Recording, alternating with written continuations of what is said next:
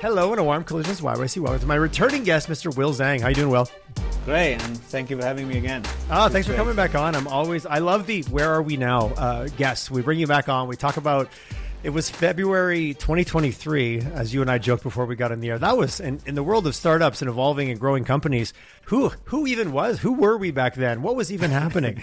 So we probably chatted in December of 22 or even January before we aired. So it's been a year and a bit. You are a co-founder and CEO at OpenHouse AI. So let's start there for anyone who hasn't gone back and listened to that episode. So please do if you're curious. But if not, we want to get you up to speed. What's OpenHouse AI all about, Will? And let's go from there.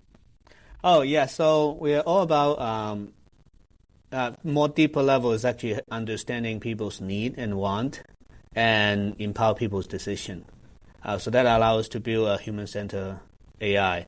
And what we focus on is actually helping home builders to build better home more efficiently for the market. So it's the reason why we started companies basically that we want to take something quite abstract, basically mathematical model and machine learning algorithm to make a real life impact to the world. So, and empowering home builder allow us to achieve that. I love what you said, and something I heard was to help home builders build better homes, not sell more homes. And I think that's probably a very clear identifier. So talk to me a little bit about when you say build better homes. Mm-hmm. Obviously, the build process, and I think we're, for a lot of Alberta right now, we're down to 9 months. But really, it's from the time we planned it and figured out what our customers might need, kind of from a customer CX or a voice of the customer perspective, to building the home. That could be a year and a half to 2 years. Talk to me about when you say build better homes and how that data set evolves and how that translates to me, the customer, going, wow, I didn't even know I needed that feature, but now I have it. Yeah, absolutely. So, after a few years operation, I personally find home building industry is fascinating. On one hand, they are, like, if you think about production home builder, that's basically a particular niche where we know algorithm can help most at this moment in time. Okay. A production home builder want to operate like a factory because actually that is where the efficiency, the economy of scale come in and allow you to basically kind of mass produce houses, if you're single family or multi-family, multi-year planning project, to allow you to drive down the cost per unit, right? And more effectively for the entire operation. Now, if you look at that lens, it's like a factory as a business. Yep. But if you look at different lens, it's about acquisition of land, financing it, because very capital intensive project, and it need to manage a lot of risk, from the market risk to the operating risk. It's a lot of risk management. Sometimes you almost feel like they need to operate like a financial institution or important knowledge about how to manage the finance side of things. It's a real estate business for sure as well. But then add on that, if you think about real estate business, a factory, you also need to deal with consumer, right? It's actually B2C business fundamentally, which is actually quite difficult and challenging. As we all know, great business know that they need to meet the customer where they are.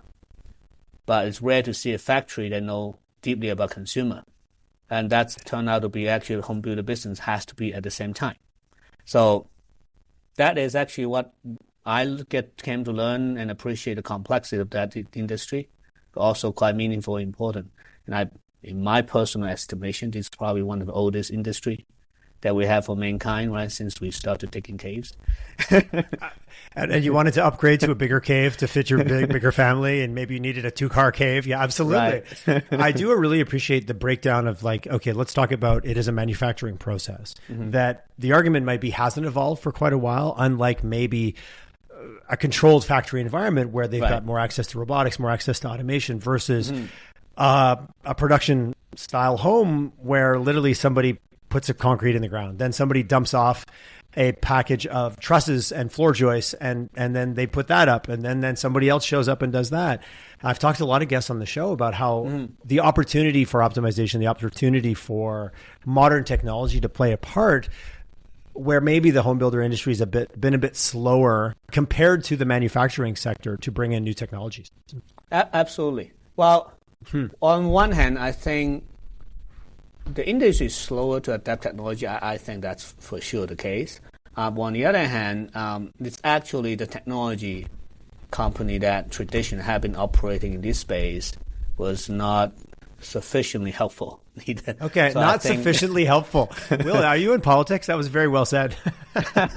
Well, because I'm a tech guy too, so yeah, you can't throw the other. You gotta be careful when you throw the other developer under the bus, right? Because then that same bus runs over you like the next day. Well, actually, we just wanted to make sure we gotta do better than some of our peers in the market.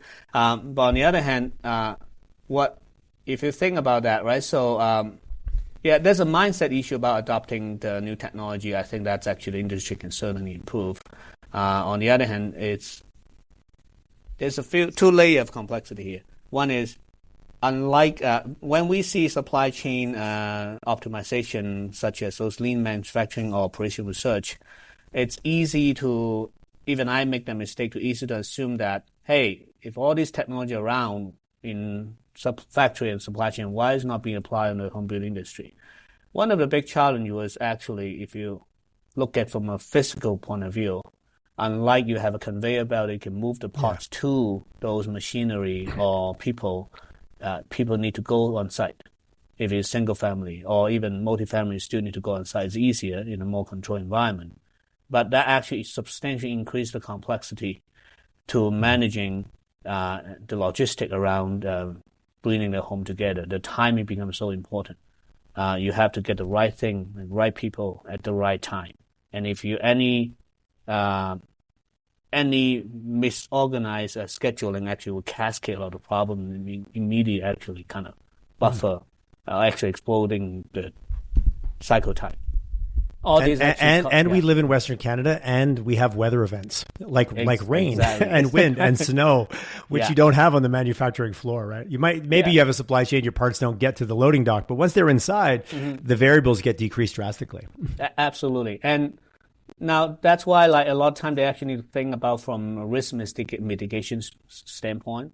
However, too much of thinking about risk mitigation is actually, I think, is the mindset rooted behind why it's actually make them hesitant to adopt new technology. The interesting thing is actually that, well, if you can do a better job in anticipating changes using modern technology such as machine learning algorithm, that actually is what we realize the biggest opportunity to help them improve their operation. So that's on one hand. Avoiding risk also usually means avoiding opportunities, avoiding new ways, avoiding better ways. There's a mitigating versus avoidance are two different. You have to be very careful with that. You can avoid risk right into being unproductive.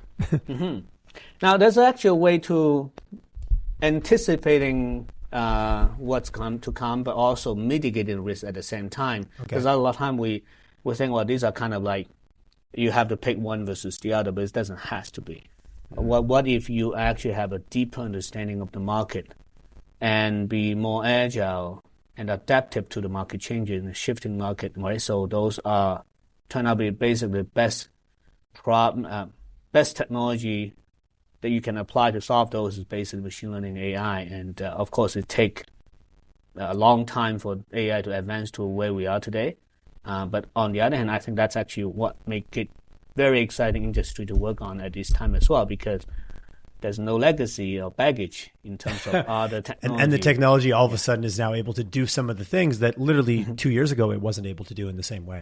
Yeah, absolutely. That's exactly. So when I first chatted with you, if I think back to our conversation, I got it from a sales perspective. I got it from I'm on a home builder's website. I'm a customer.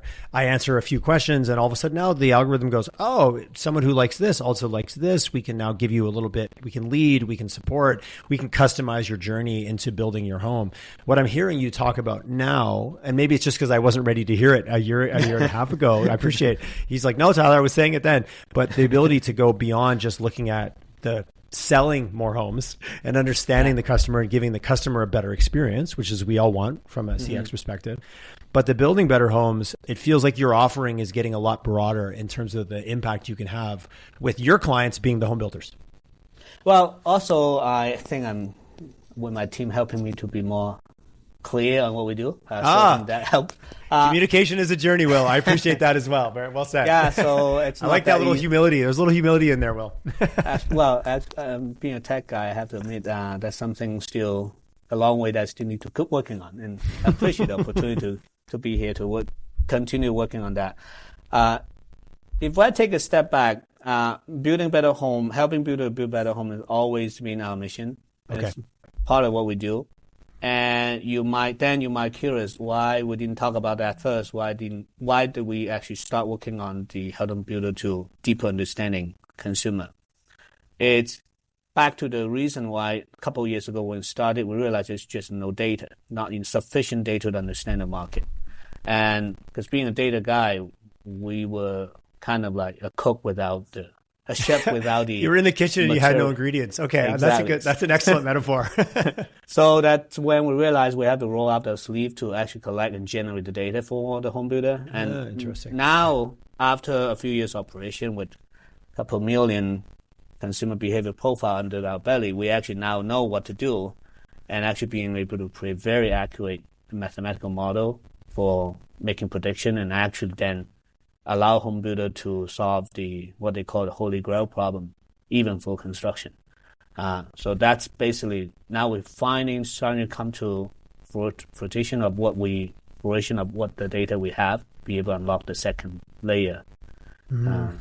So that it kind of, not the network effect, but there was just a point where you just didn't have enough data to all you were doing was extrapolating assumptions versus like, actually, no, we have thousands now of profiles and customer interactions that we can actually draw from. Millions. Millions. Yeah, sorry. Thousands in the world of data doesn't mean anything. What is the holy grail problem for builder? Is it knowing what to build? It's the even flow problem. That's what we've been told from a home builder. How do you have an even flow construction? A lot of builder, of course, said that they overbuild versus underbuild. Yeah, the home building market it's a cyclical market. This actually makes it very challenging. You basically have the influx of demand from time to time, and then all of a sudden market cool down. But the construction capacity is fairly limited by the physical world. Unlike software, we can basically one button click scale the cloud instance to 100 times. That's actually not that easy to do. Yeah.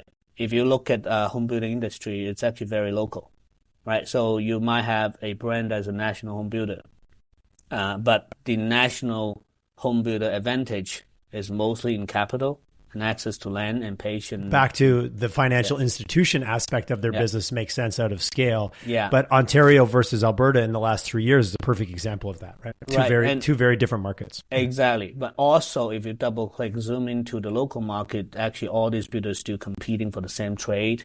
You have a limited amount of framer.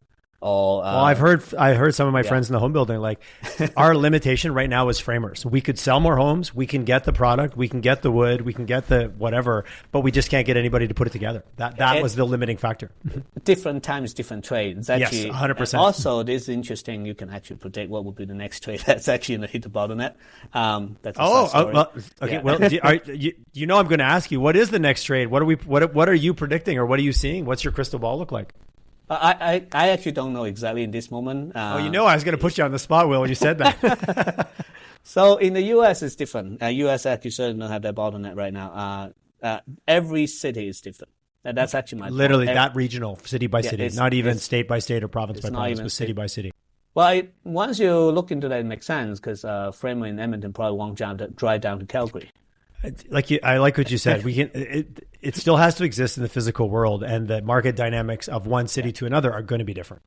Yeah, so that's basically what we find is actually most exciting is, like if you help actually national home builder, big guys actually have advantage of the technology deployment and the capital, access capital and all those things, but with at least from the element of technology perspective, is increasingly the cost of technology is continually decrease, being more accessible. I think the productivity differences between regional large home builder versus national will start to basically level the playing ground on that level. So if I decide to work with you, or if I decide to work with your company, we'll take it strictly from, you've been collecting data now from millions of customer interactions from different home builders. But I'm also thinking that gets homogenized into just data. It's blind from the perspective of I, as a small 200 door builder in Calgary, it might benefit from the fact that you've also worked with a 2,000 door builder in the US that has a much bigger market, slightly different, but it makes your data set bigger, which makes the whole thing quote unquote smarter. Is that a way to think about it in terms of like, because I have my own data set, which could be quite small, but you now have been collecting millions of customer interactions and customer profiles that now make your whole system more capable. Talk to me about just the balance of like, do customers ever get concerned about what are you doing with my data versus what benefit am I getting from other people's data? Oh, absolutely. So we, from the ground up, designed the system to be managed and fully owned by our customer since day one. Even back then in 2019, our customer didn't care about it. But we said, yeah, you're going to own the data. Before they knew they should care, right? Well, because we know that eventually they care. Eventually they care, and the data they care. If we say we are a data company, then our primary business is to sell data, they will eventually have a problem with us. Yep. So versus we actually more, if you fundamentally looking at us, we are an algorithm company. We're not a data company. We help you to collect, generate data, and then store it and keep it for you and help you monetize it. While we purely algorithm company. Now, that's basically the first layer of answer to the question is that our customer basically own and manage and control their data. Okay. So we are a data processor relationship rather than data controller from a data ownership perspective. But on the other hand, the deeper layer is actually on the other hand. I think you imply another question is how the individual contribution from a business perspective will help contribute to the whole. Yes. And that's actually where machine learning AI is actually fascinating. Yes, that's correct. So what we do is that we help the builders collect all this data, and then we layer on top the generative AI capability to basically derive what we call synthetic features about how decision being made. And that is the data that being used to train the brain, if you use AI to the analogy. And now the AI gets smarter, actually, because you feed it more information, just like basically like intelligent system. You feed the intelligent system with more information, not noise. Because actually some people say more data is better, not necessary if it's noise. It has to be, yeah. That's a good clarification. Yes, yeah, absolutely. It has to be signal, not noise. Right? So you're basically feeding it more information, then the system become more intelligent. So that's actually the contribution to the whole. Now you have a highly intelligent system. Now you deploy for a small builder who does not have a lot of data. That what we do is actually every home builder, we launch an intelligent system to learn from their specific data set. To basically every builder has their own AI instance that basically can understand specifically their operations. So thinking back to the early days of OpenHouse AI, and I thank you for being as clear, like we're an algorithm company, we're not a data processor storage. Was that a very deliberate decision that was made for you on your journey when you started of like, hey, or was it something that you're like, oh, we're not sure which way we're going to go? Or was it always very clear to you that you wanted to go down one lane versus the other or versus both? It's always been very clear for me since day one. I guess this is also related to my past experience working for being the head of R&D for a public company. Because actually in the past, I'm more like on the other side, right? Working for a big corporation. And my default mindset is that when any technology vendor come to me, my first question is who owns the data, right? So who has the data ownership? I know that when I work for a public company, this is what matters to me. When eventually I start our business, I know this would be absolutely critical for a CTO. So for you, it wasn't as much of a question as it was a clear path through learned experience from your past pre-entrepreneurial adventures. Yeah, absolutely. Yeah. Just curious, and always the personal, the decision to go from working for large corporations to moving into being an entrepreneur. Was that did your friends and family think you were nuts, or was that a supported journey? I was, certainly my wife play a huge role. She is one of the most intelligent but also courageous person. Oh, lovely. What a lovely thing to say about your wife. That's awesome. In my life. So it's actually a lot of time I basically, this more personal life, like I get to say a lot of the decision at the home, but the critical decision in terms of moving to Canada, or what kind of job that I should take, or starting entrepreneurship, my wife would say, Stop thinking, just go for it, right? So I tend to think too much. Stop thinking and start doing it. That sounds like a perfectly balanced relationship. Because if we're both the same in a marriage, you just get to the same, you don't always get to the same place because you're both agreeing too much. That's great. Yeah. I like your wife already, Will. She sounds great. Yeah, she's amazing. Stop thinking and start doing, Will. I can hear the conversation at the dinner table. Thanks. So, sorry, this is a quick little personal note, but I'm always curious to people that have been on a journey, especially moving from big enterprise level organizations where you have resources and you have teams and you have, pluses and minuses to moving to the entrepreneurial journey is a very real transition. Yeah, absolutely. It's actually humbling experience to learn what does it mean to be an entrepreneur. To basically from I just need to pick up everything and whatever responsibly drive me to do to, entrepreneurship is meant for me. I love it. That's awesome. It took, I guess, too long time for myself to recognize that. But I guess it's fair to say it actually takes a lot of courage to become what we meant to be, maybe. We're going to get a bit philosophical today. Well, I can go down this road. Well, it does take a lot of courage to believe that what we're meant to be. That was well said. That's the quote of the day, Will. I'm gonna use that again later today. My friend Will said, I like it. That's great. Yeah, I love that. I think anyone working AI seriously actually need to think philosophically all the time as well. Yeah, because it's so much. It's not just about data sets, is what you're saying. Yeah, or algorithms. Right. When I think about thank you for that. Was a nice little interlude in the middle for the guests. They're like, who is this guy? Who's the man behind, or who's the wife behind the man? Maybe it's the question. There's lots of successful biographies that you read and you find out, the wife was driving this whole thing the whole time.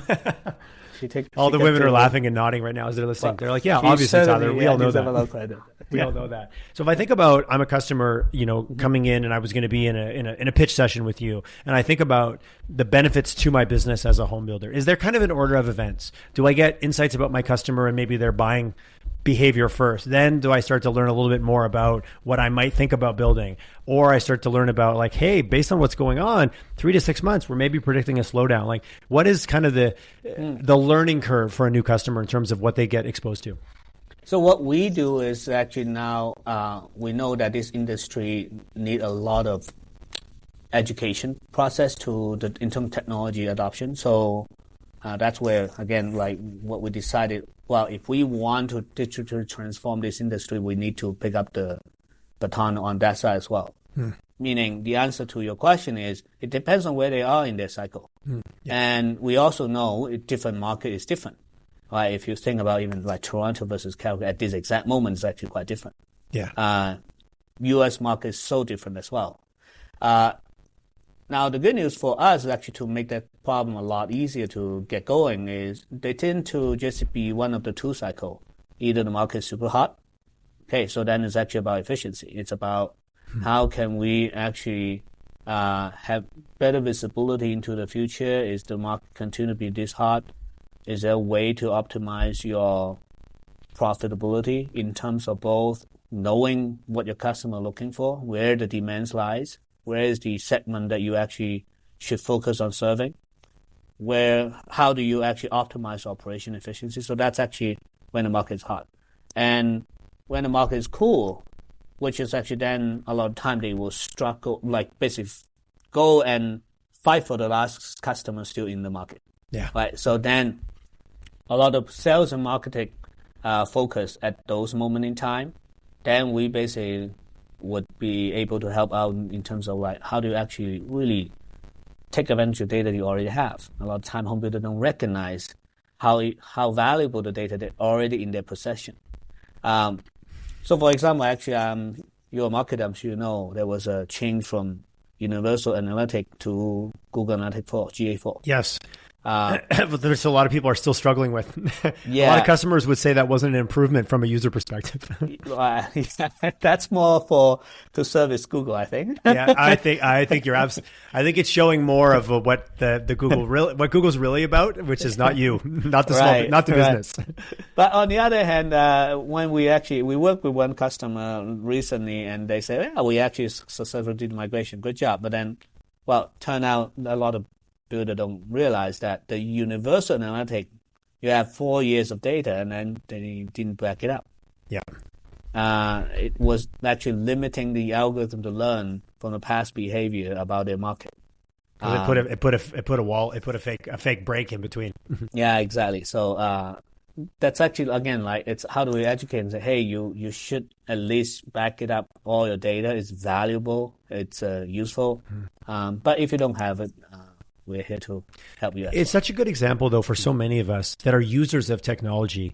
It's so easy to take things for granted. It's so easy not to understand what actually goes into the fact that you were able to push a button and get a report, and then the next day it's not there. Not even realizing you were at risk, I think, just to speak from a tech advocate, a tech enthusiast, but not someone with deep tech knowledge. Maybe that's the way to say it. It's so easy to get caught, and you didn't even realize you were at risk. Right, yeah. Not all of us think the world the way you do, Will. Yeah, actually, that's. I just want to push the button and have it work. Sorry, I'm overstating that position, but I think you know what I mean. Yeah, absolutely. The technology is an interesting concept too. I think also to expand on how people sometimes take technology for granted. There's a lot of discussion around, for example, the Canadian government saying. The Canada housing plan, right? So it was fascinating. The other day I was asked, hey, how can AI help build more home? It's actually not that simple. Because actually, if you look at the constraint theory, right? So the constraint is not necessarily in technology, but then people take it for granted. On the other hand side, if you look at tech, it's more like a multiplier. If you have something very powerful, you can deploy technology to multiply the capability. But if you don't really have any capacity left, it can't necessarily fix the core problem if you don't have something to build from. That's an interesting way to think about it. I like that. Because you multiply 0 still equals 0. The first rule of your multiplication tables, when you have anything times 0 is still, what it is. That's an interesting way to think about it. Versus I've been in some conversations recently talking about, modular, and is modular construction the answer? Because it relies more on the factory and the high volume, but then you see the community or the market kind of resist it because it's changed and it's different, and that's not the way we permit, and that's not the way is technology. The argument is modular building technology is better, but yet the system itself has still got its limitations that can't come in and swoop in and solve the problem.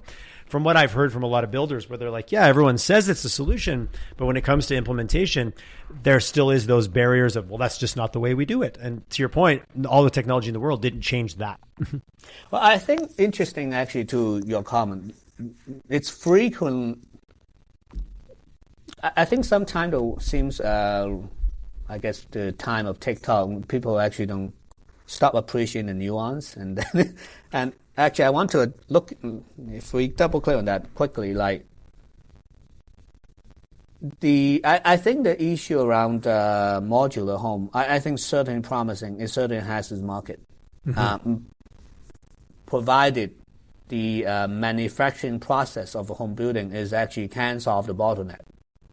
And then in those situations, modular home certainly is actually very, very exciting future for those markets in that case. And so therefore the answer is not that this is not the way how we do it. Actually, that I hear that call all the time as well. Yeah. The true answer is actually that if that actually is where my bottleneck is. Because actually modular home is basically shifting complexity. You shifted the complexity of the construction from on-site to in the factories. That actually is huge efficiency gain. And quality control is better home, better quality, and shorter cycle time for sure. But you externalize your complexity to the transportation, the permitting process. Is actually that market has you probably need to do road closure when you actually move the module to on-site. And it's a completely different set of challenge. And you still need labor, but you need different skill sets. You don't need the framer anymore, but you still need the person who understands the dynamics of putting this puzzle together when it shows up on site. Exactly, yeah. So, but again, that's actually all pointed into where I came to learn is technology alone doesn't really solve the problem, but technology is really an enabler for this industry to solve the complex problem in the world. Which this is a global challenge that we're dealing with. So when you look at just the hot versus cool and the different market trends that you're seeing, you get a very interesting perspective because you're seeing the unfiltered data of what's happening in a city in the southern states versus Western Canada versus Eastern Canada. Any trends or anything that you find interesting just from a leader in a business who's looking at kind of what's happening out there and in a housing market that really affects all of us at one time or another? Is there anything that you're seeing that's either exciting or concerning just from the data that you're getting to look at? Yeah, certainly. So there are a few major trends. One, I think you can look into. One is the more global trend is what really drive the market a lot of time is migration, but also the composition of migration, right? So what kind of are people moving because motivated by job?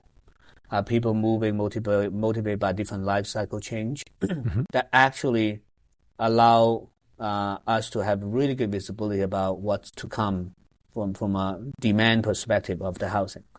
So it's not all migration are equal. They're not the same. It's easy to lump it under one title, but you're right. It's what are the motivations and what's driving it.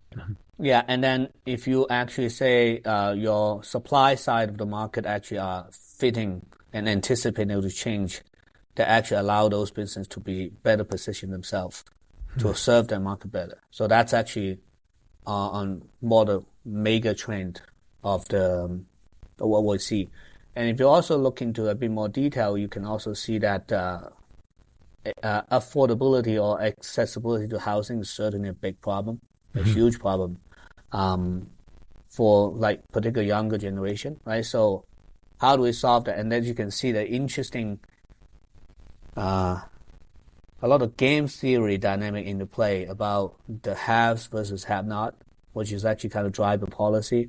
And this is actually particularly in the U.S. as well. Like actually even more of the case in the U.S. is in certain market, the policymaker were elected by the people who vote, which then the policymaker absolutely doing what they voted for, but not necessarily benefiting the other demographic who doesn't vote as frequent.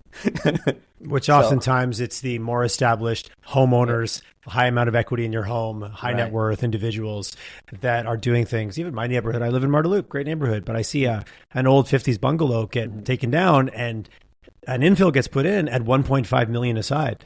This isn't arguably not solving the accessibility or affordability problem for most of the Calgarians looking to buy a home right now.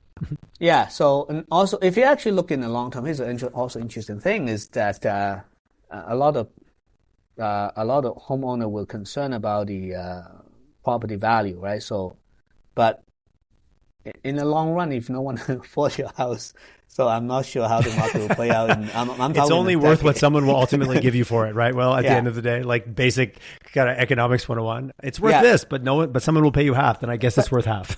On the other hand, if you actually think about there's actually a more long-term effect that I understand it's very difficult for people to see is that if you actually really provide a shelter, you have more vibrant neighborhood, you can easily offer more job because you have more worker can work there. And then it's actually a positive cycle. Then if your community is more vibrant, of course, value will increase as well.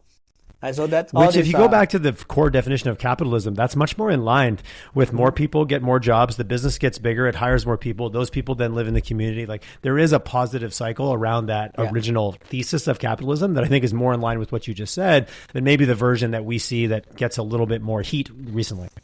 I wouldn't also blame the people who actually like say, hey, not in my backyard, because I just starting to realize there's some unfortunate or equilibrium in the game theory. You can see the different dynamic play out when we optimize towards short-term objectives. So anyway, I wouldn't go to that is a human phenomenon right there. Short-term We have quarterly reporting cycles. We have short voting and election cycles. Right. And I think humans are notoriously poorly equipped to think about the future in an abstract way because it is by nature abstract. Yeah. But guess what? It's coming whether you think about it or not. So for your role as obviously a leader and a founder and an entrepreneur, it's such a balance between meeting your customer where they're at. And like you made the comment, like, oh, I hear all the time, that's not the way we do it, versus kind of what we're getting into a little bit now of like, you're thinking about the industry and where your business is going to be positioned kind of years ahead. So as an entrepreneur who's out there selling and communicating value to a customer who's happens to be where they're at today, while also keeping one hand always looking a little bit to the future to make sure how do you balance those two things out? Because those are both kind of almost different modalities and different thinking skills. So I think we are very lucky in this sense that we happen to be in the AI industry. This is one of the industry that we're actually super excited about to answer to specific to that point. One is most of the tech traditionally, if you look at the human history, is about, oh, here's a new technology. And then we need to learn how to use it. And then we acquire the skill and the technology, now we're better. So, but unlike programming or traditional software, AI is one technology that it will learn and adapt to human.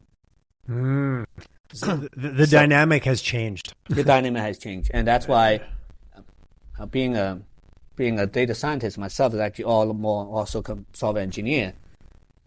When I look at the exciting change in the industry in software, that's why I would quit the job a couple of years ago, is that the impact scale of AI, what a lot of people not necessarily appreciate, is that it's actually not just changing about the daily life, not just that. It's actually changing how computing works. If you think about the advancement in the last 30 years from the personal computer to mainframe, from personal computer to internet, all these are related to computing and the communication of the system. And AI fundamentally changing how computing architecture works. If a human architecture is actually not necessarily, at the granular level, it's still the same, but it's really not the same anymore. And this one technology is one interesting technology that will adapt to how we operate. And that's really the fascinating thing about AI. There's a lot of people calling out the existential threat about AI to mankind. I knew we were going to get here sooner or later, so I'm glad you said it. It was on my note. I'm like, so AI ? Yes. Oh yeah. And how do you frame? I do appreciate your, something that's very practical today, but is fundamentally changing and interacts with us in a different way than other technologies, where we were the mastery of how to use it, where now that's a bit of a symbiotic relationship. Exactly, because if you engineer, you will know that thinking through the first principle is actually what is the fundamental axiom has changed, and then that actually the entire stack of value creation is actually will cascade to it, and then what the fundamental axiom that has been changed is actually computing. How compute is actually being designed and work is actually now different compared to in the past. You have to hire a programmer to to write code. And the next day or next month or next year, your business logic change. Okay, somebody need to rewrite the code. Versus now, basic algorithms start to learn and adapt to how you work and you operate. And it's actually allowing you to further differentiate who you are as a business or even as an individual, and actually making technology adapt to you. And that's actually what's exciting about AI. And that's also philosophically why I'm going to put another thing that's actually important, probably in a few years. It's just like data ownership. I think it's absolutely critical to keep open source model and open source the technology, and also make sure it's distributed. It's not centralized. So it doesn't just become a big power play. Exactly. So so then that's another philosophical. How would you say from the existential, obviously this rabbit hole is so deep around AI, but what I heard there was much more of like from our society at large, if we don't keep this open, if we don't democratize it, if we squirrel it away in little pockets of power, that's where maybe the outcome won't be so good for the population at large, for humanity. Just to be bold. Yeah, so there's a lot of discussion and debate about, for one is the alignment of the technology, right? But the other is actually more about how to make sure it's for good use, or use for good, right? So one is like the Skynet analogy, right? So the Terminator show Come on, up. we all saw the Instagram post in the last 24 hours of China with the assault robots and the whole thing that just hit the internet in the last, and like everyone's making Terminator. Like, did anyone watch Terminator? Did we not see how that worked out? Like, sorry, it's just so funny. That was the last 24 hours. That's been all over social media. I know. I think actually really what is more scary is about a minority group of people has access and control to a very, very powerful and capable system. Yes. So from a societal perspective, that's never worked out well. Yes, and I think the solution to it is actually make sure everybody have access to an equally powerful system. Well, what you just described, the Cold War. The two biggest powers both had access to the ability to wipe each other out on a global scale. So then there was the mutually assured destruction created a stalemate, which maybe saved us from nuclear extinction. Anyways, that's a much bigger conversation. But what about everyone has it? Yeah. Right. Every individual has it. I think then we just actually everyone gets smarter. Yes, which then elevates humanity versus elevates some and. But not all. There's some bad actors out there, Will. It's not everybody. Not everybody's thinking about benefiting the group. Well, but if every single individual has equally powerful intelligent system, then suppose in 10 years, my AI will also know how to protect me. Mm. This is a whole other podcast we're getting into now. Yes, I do. The audience that stuck with us for the X amount of minutes we are to get here. But in the meantime, you are making the world a better place through helping directly solve the housing crisis. If I want to go big big BHAG. Yeah, actually, we are absolutely find quite meaningful in being able to be part of that side of the puzzle without worrying about the existential threat of AI. We can very focus on how to bring AI to help a very meaningful industry, which is home building, providing shelter. So that's actually something making myself and actually I think my team tremendously proud of what we do every day. How important is it for you as a leader to keep bringing that up? Because we all get lost in the weeds of what we're doing that day. It's the old joke of the reporter was at NASA walking around and you see someone sweeping the floor back in the 60s and says, "Oh, what do you do here?" "I put people on the moon." Not that they sweep the floor. That's really tricky sometimes as a leader to keep that higher purpose top of mind when you're all busy. Yeah, absolutely. And I think that's what leadership is about, part of it as well. Interesting, I literally just experienced that a couple of weeks ago.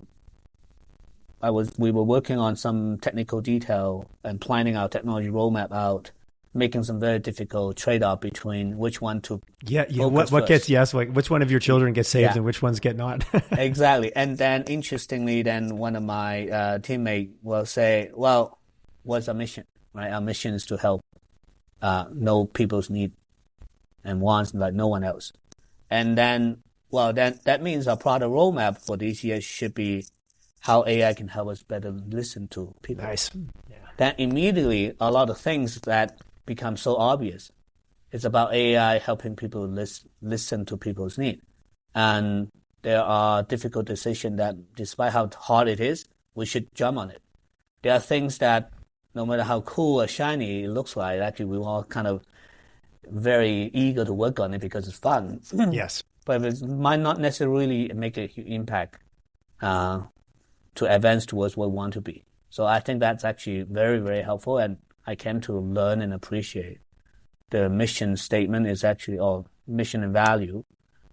It can be something just you write down, but if you actually walk the talk, it actually really make a difference and make us find it very fulfilling in our work.